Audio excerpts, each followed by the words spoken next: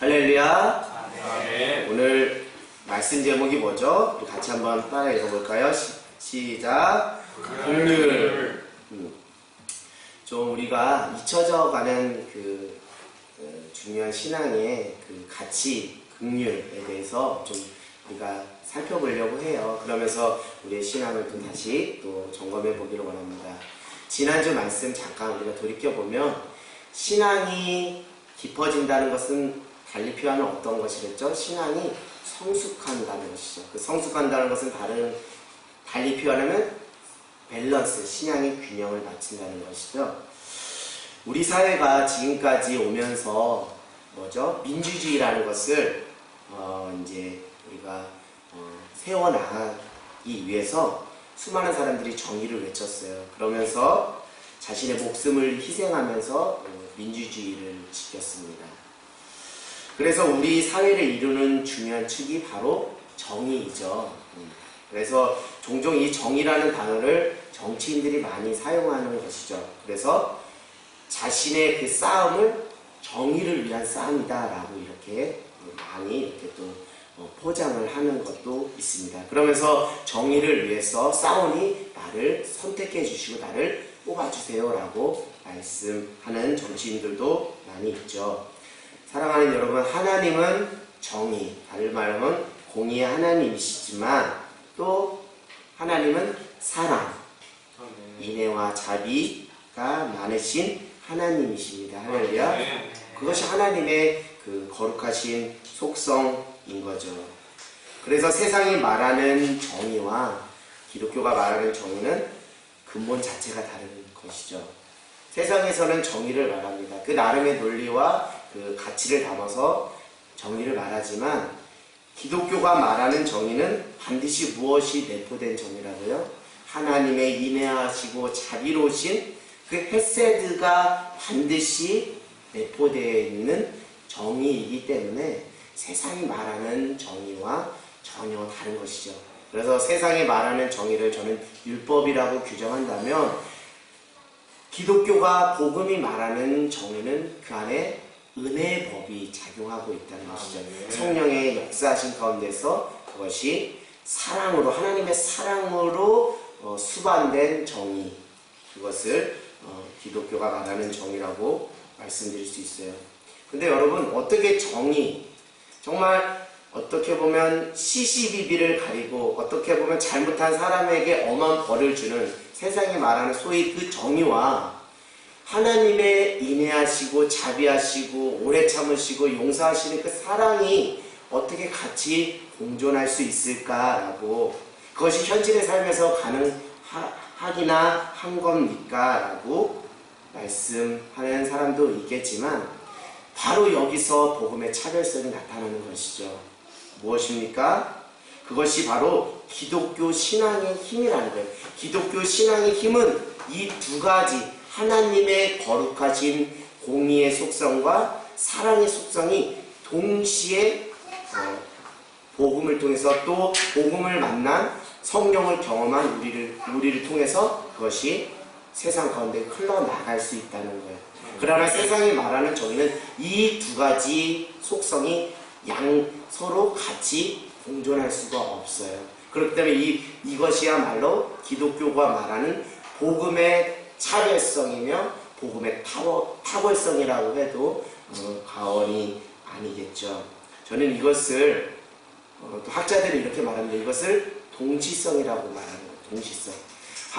두 가지의 가치와 속성이 서로 대립되는 것 같은데 그것이 전혀 대립되지 않고 부조화를 이루지 않고 한 인격체 안에서, 한 하나님 안에서 그것이 표현되어지는 거예요. 이게 복음이고 복음을 만난 사람의 특징이다라고 말씀드릴 수 있어요.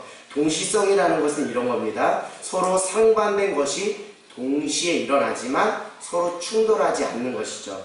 이것이 기독교인들에게 필요한 것 중에 하나라고 여러분들에게 말씀드릴 수 있어요. 좀 이해하기가 어려울 텐데 제가 여러분께 천천히 설명을 해드리도록 하겠습니다. 예수님은 세상의 권세와 야합하거나 거기에 위축되거나 굴복하지 않는 삶을 살았고 그것을 복음으로 선포하셨어요. 그러나 동시에 세상을 향한 섬김과 희생으로 사랑을 표현하셨어요. 예수님이라는 한 분을 통해서 두 가지의 가치가 서로 표현되지만 이것이 충돌되지 않는 이런 어떤 기독교의 윤리적인 그 어떤 스탠스가 우리 믿는 사람들에게 매우 중요하다는 것이죠. 제가 지난 금요일 제21차 내적 치유 수양회 때 전했던 균형 있는 신앙의 중요한 축이 바로 이것이라는 거예요. 바로 동시성. 공의와 사랑의 그 두 가지 가치가 양립하는 것이 아니라 한 인격체 안에서 조화를 이루며 자연스럽게 표현되는 것. 이것이 바로 신앙의 균형과 밸런스라는 거예요.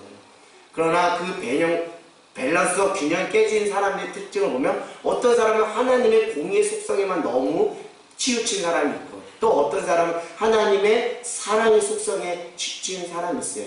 그러나 여러분 균형 있는 것 신앙은 이 두 가지. 그래서 잠언서에도 사랑하는 자에게 무엇을 된다고 그래요? 매를 든다고 하는 거예요. 두 가지 속성이 같이 공존하는 거예요. 그러면서 밸런스를 이루는 것이 중요하죠. 그러면서 예수님 이렇게 말하죠. 보라 내가 너희를 보냄이 양을 이리 가운데 보낸과도 같도다. 여기서부터 동시성이 납니다. 너희는 뭐같이? 뱀같이 지혜롭고 그리고 비둘기같이 순결하라. 마태복음 10장 16절의 말씀입니다. 예수님은 말씀처럼 단순히 착하고 순진한 비둘기뿐만이 아니라 동시에 뱀같이 세상 가운데 휩쓸리지 않도록 분별력 있는 지혜가 필요하다는 거예요. 자, 남들이 보면 저 사람 같은 바보는 없는 것 같아요. 정말 바보같이 착해. 저 사람을 보면 정말 바보같이 착해요. 그러나 어떤 중요한 순간에는 정말 빠른 분별력을 가지고 지혜를 발휘하는 결단력을 보면 내가 알던 그 사람 맞나? 라고 사람들이 퀘스천 마크를 던지는 그 크리스찬의 모습이 바로 두 가지 동시성을 가지고 살아가는 것이죠. 여러분, 제가 이제 말씀드립니다. 여러분들이 삶에서 전도, 삶의 현장에서 관계 전도하라고 흔히 말씀 많이 하잖아요. 자, 매력 있는 그리스도인의 모습이 바로 두 가지 속성을 서로 대립시키는 것이 아니라 완전히 조화롭게 녹여서 표현해낼 수 있는 사람이 세상 사람들에게 소위 매력 있는 사람입니다. 할렐루야. 어떤 사람은 교회를 다니지만 너무 시시비비를 따지며 정의를 외치는 사람은 세상 사람들에게도 어필이 안 돼요. 매력이 없어요. 에이, 그럴 뻔 너나 예수 잘 믿더라. 나는 내 길로 가겠다. 이렇게 하는 거예요. 그러나 또 어떤 사람은 너무 이렇게 사랑의 속성을 가지고 너무 어떤 그 분별력을 가지고 어떤 중요한 때 하나님의 뜻대로 올곧게 타협하지 않고 가야 되는데 그렇지 않으면 사람들이 아이고 저 사람 물러 터졌어. 저 사람 아이고 싱거워. 저 사람 왜 저래. 이렇게 또 선한 영향력을 끼칠 수 없는 거예요. 매력 있는 그리스도의 모습은 두 가지 속성이 양립하지 않고 조화롭게 흘러나갈 때 야, 저 사람 뭔가를 알 수는 없어요. 그러나 저 사람 매력적이다. 저 사람의 삶을 면밀히 좀 관찰해보고 싶고 그 매력이 어디서 나온지 내가 보고 싶다라고 하는 거죠. 그 매력을 풍긴 그리스도인이 어떤 그리스도냐면 초대교회 그리스도인이에요. 할렐루야. 초대교회는 전도가 있었다 그래요? 없었다 그래요? 전도가 없었어요. 왜? 전도하는 즉시 무엇입니까? 순교당하거든요. 그러나 그들이 그 전도 없이도 사람들을 예수님께로 인도할 수 있었던 것은 그의 삶이 어떻기 때문에요? 매력이 있었기 때문에. 어떤 부분에서 보면 정말 바보 같아요. 정말 순진하고 정말 어리석은 것 같아요. 그러나 어떤 부분에서는 목숨을 내놓고서도 타협하지 않는 아주 복음의 선명성을 가지고 있거든요. 그걸 보면서 과연 저 사람은 내가 알던 그런 착한 사람 맞나? 이렇게 물러터진 것 같은데 어떤 부분에서는 절대 타협하지 않는 그 부분이 매력적으로 다가와서 그 사람의 면면을 살펴보니까 그 중심에 누가 있더라? 예수가 있더라. 네. 그래서 나도 한번 예수를 믿게 나를 카타콤 동굴로 좀 인도해 주세요. 이렇게 하면서 지하 카타콤 동굴로 가서 이렇게 초대교회가 전도 없이 복음이 삽시간에 오히려 박해 가운데도 더 퍼졌다는 것이죠. 사랑하는 여러분 모두도 세상 가운데 하나님과 또 공동체 안에 매력있는 크리스찬으로 세워지는 저와 여러분 모두가 되기를 간절히 소망합니다. 그런 의미에서 정의만 외치는 사람이 아니라 사랑, 인애와 자비, 이것이 동시에 우리 안에 표현되는 매력적이고 균형 있는 신앙이 되기를 주님의 이름으로 간절히 소망합니다. 하나님은 오늘 우리에게 말씀하시는 거예요. 하나님의 사랑의 구체적인 인애와 자비의 구체적인 실천 행동을 가이드라인을 제시해 주는 거예요. 그게 뭐죠? 한 단어로 말하면 긍휼인 거예요. compassion, 긍휼이라는 거예요. 그 긍휼을 통해서 하나님의 그 인애와 자비를 세상 가운데 흘려보내라 라고 말씀하는 것이죠. 혹자가 어떤 분이 저에게 이런 말씀을 해주셔서 제가 많이 깨지고 또 많이 저 자신을 돌아보게 되었습니다. 이제 노회에서 목회자 후보생 교육을 하는데 이제 보통 강사분들이 좀 연륜이 있고 경험이 있고 또 이렇게 원로급 되신 분들이 많이 하셔요. 근데 어떤 원로 목사님이 이런 말씀을 하시더라고요. 이제 그때 당시 다 전도사니까 이제 전도사님들 그러면서 이렇게 말씀하시는 거예요. 열정 가지고만 목회하면 롱런할 수 없다고 이렇게 말하더라고요. 그때 그 말을 잘 헤아리지 못하고 쉽게 흘려보냈습니다. 근데 이제 목사 안수를 받고 또 목회를 이렇게 하다 보면서 그 말씀이 어떤 의미인지 알 것 같아요. 열정만 가지고는 안 된다는 거. 사람을 품을 수 있는 넉넉한 가슴, 아버지의 마음이 있지 않고서는 목회를 롱런할 수 없다는 것을 깨닫게 하게 되는 거죠. 사랑하는 여러분, 패션, 이 열정입니다. 거기에 컴을 붙이면 confession, 긍휼이 되는 거예요. 저는 이렇게 정의하고 싶어요. 패션은 자신을 위한 열정이다. 패션. 그러나 confession은 컴이라는 것은 함께 더불어라는 뜻이 있거든요.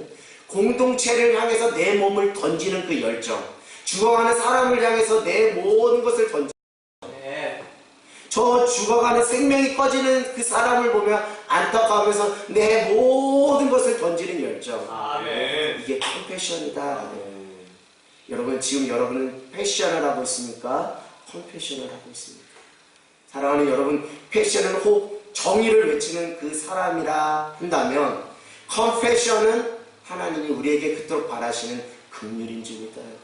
여러분 스스로 띠띠우며 여러분 자신의 삶을 위한 패션 그 열정에만 몰두하는 인생이 아니라 밸런스, 균형을 이루며 공동체 안에서 내가 정말 공동체 한 영혼을 위해서 죽어가는 영혼을 위해서 오늘도 한 생명의 호흡이 끊어지기 일보 직전에 있는 그 생명의 영혼들을 위해서 내가 내 열정을 공동체를 향해 녹여낼 수 있는지 나를 던져버릴 수 있는지 내가 미랄로 썩어질 수 있는지 그것을 원하신다는 거예요.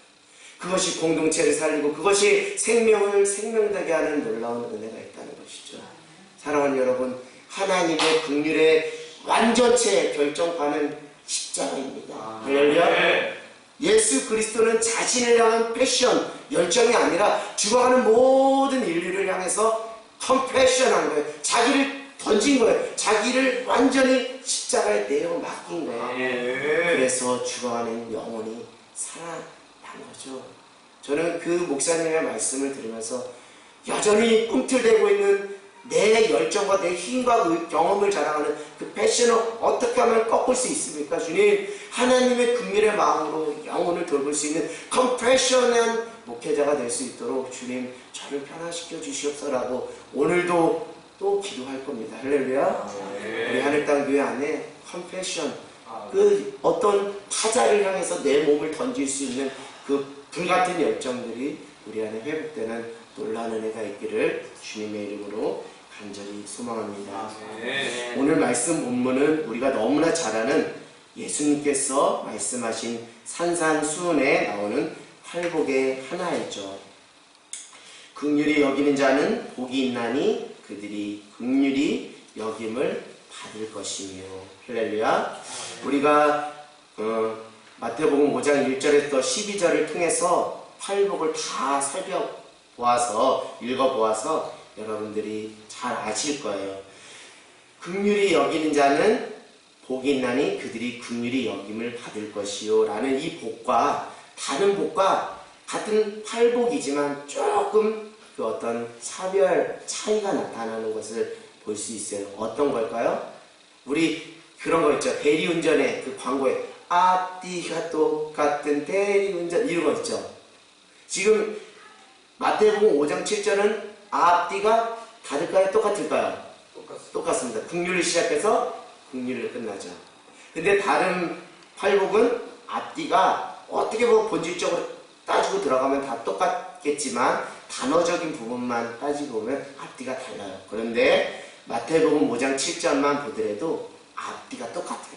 긍휼히 여기는 자는 복이 있나니 그들이 긍휼히 여김을 받을 것이요. 네. 그래서 그런 차이가 있다라고 저 나름 이렇게 분석하고 그 차이를 발견한 거죠.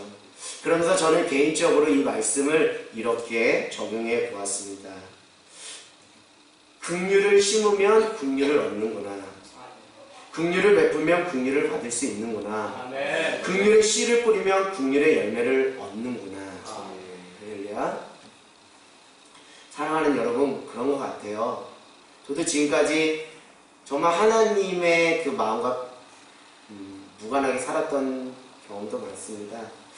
다른 것이 아니라 내가 야물딱지고 내가 앞가림 잘하면 나름 세상을 잘 살아갈 수 있을 거라 생각했어요. 어떤 그 부분에서는 하나님의 긍휼과 전혀 무관하게 살았죠.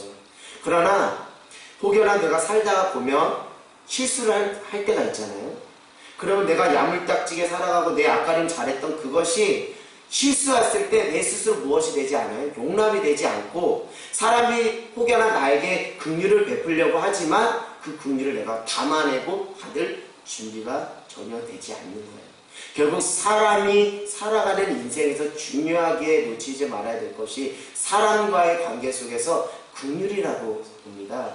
혹 부족하고 혹 연약해도 긍휼로 덮어버리는 거예요. 내가 누군가의 인생을 향해서 저 사람 실수투성이고 부족함이 많아요. 그래서 내가 먼저 그 사람 긍휼을 덮어버리는 거예요. 그러면 어느 순간 어느 시점에서는 그 사람이 나에게 긍휼을 베풀진 않지만 제3자 타자가 혹 내가 부족하고 연약해도 도리어 예전에 베풀었던 그것이 하나님이 기억나게 하셔서 다른 누구를 통해서 저의 부족함을 또 감싸 안아주고 또 긍휼로 세워주더라고요. 하늘 땅 공동체에게 고마운 것이 다른 것이 아니에요. 제가 부족하고 연약한 목회자로 전도사부터 강도사 목회자로 이렇게 목사로 세워지면서 여러분들이 저에게 엄격한 잣대를 들이댔다면 저는 여기에 있지 못하고 다른 교회를 전전긍긍하는 목회자 그러면서 상처는 상처대로 받아서 하나님 그 온전히 쓰지 못했을 거예요. 그러나 여러분에게 또 하나님께 감사하는 것은 그럴 때마다 부족할 때마다 여러분의 긍휼을 이렇게 베풀어 주셔서 또 다시 세워주시고 또 세워주셔서 제가 이 자리에 있는 줄 믿습니다. 제가 돌이켜 생각해보면 전도사 시절 그냥 패션 열정 가지고 와우 설교했잖아요. 지금 보면 이 설교가 정말 엉터리고 진짜 내 힘만 한 거예요. 근데도 불구하고 성도님들이 그때마다 다 기억나요. 저는 그때마다 성도님들이 아멘 아멘 너무 크게 해주시더라고요. 오히려 그게 이 시점에서 아멘할 타이밍이 아닌데 왜 이렇게 아멘을 자주 해주지? 근데 돌이켜 생각해보니까 성도님들이 저에게 아멘 해주신 것은 하나님의 긍휼의 마음으로 아멘을 해주신 거예요. 제가 설교를 은혜스럽게 해서가 아니라 우리 전도사님 힘있게 말씀 전하는 말씀의 종이 되게 하고자 하는 그 소원함들이 있어서 두려워하지 않고 담대하게 전할 수 있게 해달라고 그렇게 아멘으로 이렇게 화답을 해주신 것 그것을 저는 돌이켜 생각해 보니까 그것이 제가 입은 하나님의 긍휼이고 또 하나님께 우리 성도님들에게 감사해야 될 몫이다라는 생각이 듭니다. 그런 부분에서 보면 또 제가 여러분들에게 하나님의 긍휼을 또 이렇게 돌려드리는 것이 하나님의 마땅한 은혜의 법이라 생각이 들죠. 사랑하는 여러분 이제 봄철이에요. 우리가 봄철입니다. 그렇습니다. 지금이야말로 이때야말로 긍휼의 씨앗을 뿌려야 될 때라고 저는 봐요. 추수할 인생의 계절은 반드시 옵니다. 그때 하나님이 보시는 한 열매가 있다면 저는 compassion, 긍휼이라고 봐요. 여러분, 너가 세상에 나가서 타자를 향해서 얼마나 긍휼을 베풀었니? 너에게 있는 긍휼의 열매를 내가 한번 계산해 보겠다라고 하는 인생의 추수의 때가 올 거라고 믿어요. 여러분, 사랑하는 여러분, 인생의 그 봄철에 긍휼의 씨앗을 누군가를 향해서 심어볼 때, 나중에 인생의 추수의 때가 왔을 때 긍휼의 열매를 주렁주렁 열어서 착하고 충성된 종아라고 하나님 앞에 인정받는 저와 여러분 모두가 되기를 원합니다. 아멘. 사랑하는 여러분, 할렐루야. 아멘도 크게 해주시니까 너무 감사하고 여러분이 바로 적용해 주시네요. 네, 감사합니다. 저는 강원도 시골 사람이잖아요. 여러분들 봐도 얼굴만 봐도 좀 강원도 구수한 그 얼굴인데, 제가 제 인생에서 그때는 이제 교회를 안 다녔습니다. 제 인생에서 긍휼을 경험했던 사건을 한번 여러분들한테 말씀드릴까 해요. 긍휼이라는 것은 우리가 이제 뭐 이렇게 다음이나 네이버를 찾아보면 사전적 정의가 이렇게 나와 있더라고요. 불쌍하고 가엾게 여겨 도와줌이란 뜻을 갖고 있습니다. 저는 긍휼이라는 그 경험을 어떤 사람을 통해서 했다기보다는 자연을 통해서 그 긍휼을 경험하게 되었죠. 초등학교 저학년 때 이제 학교를 마치고 가는데 웅덩이가 있더라고요. 그 웅덩이에 그 올챙이들이 이제 봄에 이제 알을 까서 그 올챙이들이 막 있는데 그 웅덩이가 이제 햇볕이 쨍쨍하니까 웅덩이가 발라가는 거예요. 그러니까 거기서 이제 올챙이들이 바글바글한데 뭐 어떡하겠어요. 이제 물이 없으니까 막 살려고 발버둥 치는 그 모습을 어느 날 광경을 목격한 거예요. 그래서 어린 마음에 개울가에서 물을 떠서 그 웅덩이에다가 그 물을 넣어준 적이 있습니다. 그러면 이제 힘을 얻어서 이제 열심히 헤엄을 친 적. 그것이 정말 흐뭇하고 보람이 되었어요. 아, 이 죽어가는 생명을 내가 물 한 모금 이렇게 넣어서 살렸구나 하는 뿌듯함이 있었습니다. 초등학교 고학년 때 이제 시골에 밭에 소를 냈는데 소가 줄에 감겨서 죽어버린 거예요. 근데 그 소는 갓 낳은 송아지 새끼가 있었던 거예요. 그러니 송아지 새끼를 이제 젖을 빨아야 되는데 어미가 없으니까 이제 다른 소에게 자꾸 기웃대는 거죠. 그러면 다른 소는 자기 소가 아니니까 자꾸 뿔로 받고 이제 쫓아내죠. 그래서 하루는 아버님께서 이건 안 되겠다 이래가지고 죽겠다 싶어서 이제 시장에 가서 송아지 전용 분유를 사다 놓으신 거죠. 그러면서 저한테 젖병을 주면서 송아지를 먹여봐라 라고 했죠. 그때 그 송아지가 정말 온 힘을 다해서, 우리가 소위 이런 말 하자, 젖발더니까지라고 그러나요? 젖먹더니까지 살려고 막 발버둥 치면서 그 빠는 모습을 보니까 너무 안타까워. 그래서 내가 잘 관심을 써주고 챙겨줘야겠다라고 여기서 매 때마다 송아지 젖을 줬어요. 그러니까 이제는 제가 소 엄마인 줄 알고 저는 이제 막 따라다니는 그런, 송아지가 따라다니더라고요. 개가 따라다니니까 송아지도 따라다니는, 그만큼 사랑을 알았던 것이죠. 사랑하는 여러분, 우리가 도대체 어떻게 해야 긍휼을 발견할 수 있을까요? 저는 여러분들에게 말씀드리면, 죽어가는 생명에 대한 안타까움만 잃지 않는다면, 다시 말씀드리면 살려고 몸부림치는 생명의 거친 숨소리를 들을 수만 있다면 여러분 비로소 긍휼을 발견하고 긍휼의 씨앗을 심을 수 있다라고 봅니다. 저는 사실 저희 어머니를 매우 고생시키는 아버지를 많이 미워하며 살았어요. 그러나 군대를 이제 가서 오랜만에 거의 한 7, 8개월 만에 휴가를 받아서 강원도 고향집에 갔는데 이제 동구 밖에서 아버지가 나와서 저를 맞이하는데 옛날에 알던 아버지가 아닌 거예요. 너무 왜소하고 또 막 검게 그을리시고 너무 어깨가 예전에는 컸던 것 같은데 쪼그라드시고, 멀리서 아버지의 그 왜소한 모습을 보면서 아버지가 불쌍하게 느껴졌습니다. 그러면서 그런 마음이 들었어요. 그래, 아버지도 처자식 먹여 살리려고 한번 잘 살아보려고 애쓴 건데 맘대로 안 된 것뿐이지 아버지가 무슨 죄가 있겠어라고 이렇게 생각하게 되었어요. 그러면서 살려고 몸부림쳤던 아버지의 거친 숨소리를 그때 이제 처음 제가 제 인생에서 처음 발견하면서 아버지에 대한 긍휼함이 들기 시작했습니다. 그러면서 이제 관계가 조금씩 회복되고 대화가 되기 시작했던 것이죠. 관계의 유연함이나 수용성의 가장 기초가 되는 것이 저는 긍휼이라고 봐요. 팍팍한 인간관계 아닌 부드럽고 유연한 인간관계 그 기본에는 하나님의 긍휼의 은혜의 법이 자리 잡고 있다라고요. 사랑하는 여러분, 하나님 아버지께서 죄로 말미암아 죽을 수밖에 없는 인간의 처절한 몸부림을 안타깝게 여기셔서 우리를 위해서 누구를 보내주셨죠?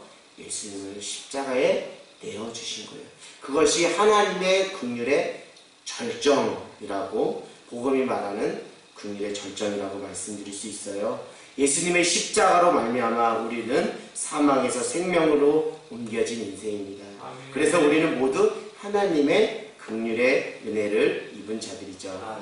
두 번째 말씀드리면, 하나님의 긍휼의 눈으로 타인을 먼저 보기 전에 나 자신을 바라보는 은혜가 있기를 원합니다.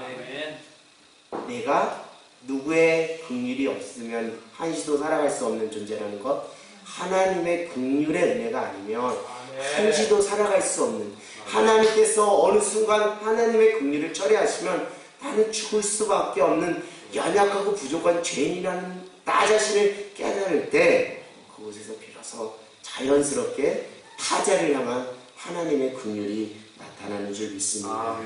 하나님은 부족하고 연약함이 많은 나를 긍휼의 눈으로 바라보시며 여전히 끌어안으시며 품으시며 기다려 주십니다. 그 하나님의 긍휼함으로 나 자신을 스스로 격려하고 다독이고 위로해주고 끌어안아주고 사랑해준다면 내 안에서 자연스럽게 타자를 향해서도 긍휼함을 베풀 수 있는 은혜가 임할 줄 믿습니다. 긍휼함으로 오늘 나 자신을 바라보며 그 하나님의 긍휼의 은혜를 구하는 귀하고 복된 밤이 되기를 원합니다. 나를 긍휼히 여길 줄 아는 사람이 타인에게도 긍휼을 베풀 수 있는 것이죠. 왜요? 긍휼히 여기는 자는 긍휼히 여김을 받는 말씀의 원리 때문인 줄 믿습니다.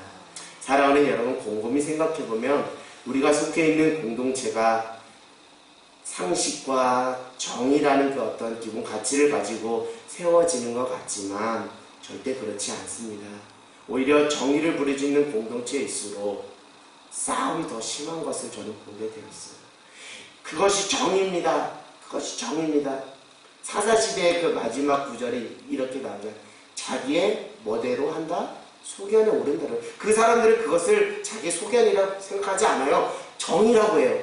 그러나 그 정의가 공동체를 하나 되게 하지 못하고 서로 갈라치기를 하는 거로 그런 안타까움들을 많이 보게 되었어요. 결국 율법의 한계는 여기서 여실히 드러나는 것이죠.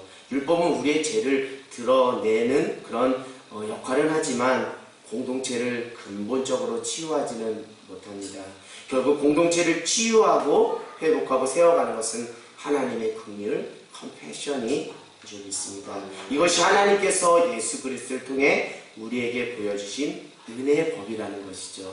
이 법을 따라가는 사람이 바로 주님의 참된 제자 그리스도인이라는 것을 깨닫는 저와 여러분 되길 원합니다. 누가 내 눈을 때렸어요? 나도 눈을 때려야 됩니까? 누가 내 이를 쳤어요? 나도 이를 쳐야 됩니까? 성경은 이렇게 말하고 있어요. 선으로 악을 이겨라. 할렐루야. 오늘 선으로 악을 이기고 선으로 악을 완전히 잠식시켜 불태워버리고 소멸시키는 놀라운 은혜가 있기를 원합니다. 혹자가 그렇게 말해요. 야, 너는 이렇게 바보같이 살아. 이렇게 천치같이 살아. 맨날 당하면서 살아. 너도 한번 눈에 넣는 이해는 해야지. 맨날 너만 고생하고 왜 너만 직장에서 어려운 일 너만 도맡아하고 너 크리스찬의 이유만으로 너 그래야 될 이유가 뭐가 있어? 라면서 주변 사람들이 생각하는 척 말해주는 그 사람을 향해서 과연 여러분은 어떻게 그들에게 복음을 전할 수 있겠습니까? 우리가 12절을 한번 읽고 그 복음이 어떻게 그 사람에게 답을 해주는지 한번 우리 읽어보겠습니다. 시작. 기뻐하고 즐거워하라. 하늘에서 너희의 상이 큼이라. 너희 전에 있던 선지자들도 이같이 박해를 하리라. 네. 사랑하는 여러분, 이 땅에서 복 다 받으면 하나님 나라 가서 받을 복이 없어요. 우리는 하나님의 복을 바라고 살아가는 인생인 줄 믿습니다. 이 땅에서는 바보 같은 소리 들어도, 이 땅에서는 손해보더라도, 그래도 오늘 5장 7절 긍휼히 여긴 자는 긍휼히 여김을 받을 것이라는 그 하나님의 말씀에 순종하며 따라가는 저와 여러분 되길 원합니다. 그런 인생에게 하나님께서 하늘의 상을 여러분에게 베풀어 주실 줄 믿습니다. 원래 크리스찬의 모습은 그런 거예요. 바보 소리 듣는 거예요. 예수님의 이름으로 고난받는 걸 이상하게 여기지 말라고 하잖아요. 미랄로 썩어지는 거예요. 나는 죽고 예수가 드러나는 거예요. 그러나 현실의 삶에서는 아무 보상이 없어요. 그러나 하나님의 상이 여러분에게 예비된 줄 믿습니다. 긍휼의 은혜를 베품으로 긍휼의 상을 받는 저와 여러분 모두가 되기를 원합니다. 여러분, 따지고 보면 사연 없는 인생이 어디 있어요? 따지고 보면 우리는 다 불쌍한 인생입니다. 따지고 보면 다 하나님의 긍휼의 은혜를 입고 또 현재도 앞으로 미래도 매일같이 하나님의 긍휼의 은혜를 구해야 되는 그런 자입니다. 사랑하는 여러분, 오늘 누군가의 인생을 향해서 그 긍휼의 씨앗을 베풀어보는, 심어보는 저와 여러분 모두가 되기를 주님의 이름으로 간절히 소망합니다.